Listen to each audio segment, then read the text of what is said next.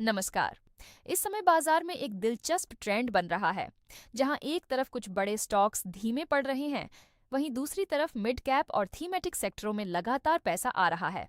इसका मतलब है कि स्मार्ट निवेशक अब अगले ग्रोथ इंजन की तलाश में हैं।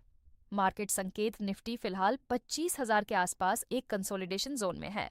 अगर यह स्तर मजबूत रहता है तो धीरे धीरे 25,600 से 25,800 की तरफ मूव बन सकता है। लेकिन अगर दबाव बढ़ता है तो 24,800 के आसपास सपोर्ट देखने को मिल सकता है। अब बात करते हैं उन सेक्टरों की जहां सबसे ज्यादा फोकस होना चाहिए। पहला सेक्टर इंडस्ट्रियल और कैपिटल गुड्स। यह सेक्टर इस समय मार्केट का असली ड्राइवर बन रहा है, क्योंकि कंपनियों को लगातार बड़े ऑर्डर मिल रहे हैं।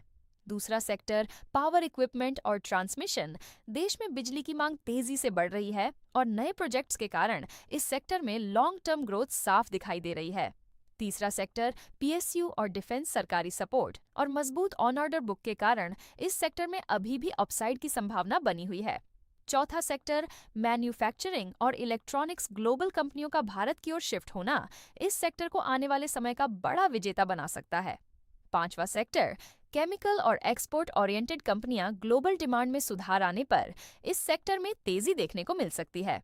आज का stock focus Bharat heavy electricals limited. यह कंपनी पावर और इंफ्रा थीम से जुड़ी है और बढ़ते प्रोजेक्ट्स के कारण आने वाले समय में बेहतर प्रदर्शन कर सकती है।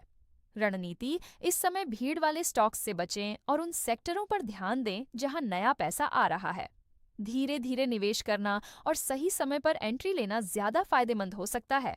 याद रखें, बाजार में असली कमाई वहीं होती है जहां अभी कम लोग देख रहे होते हैं।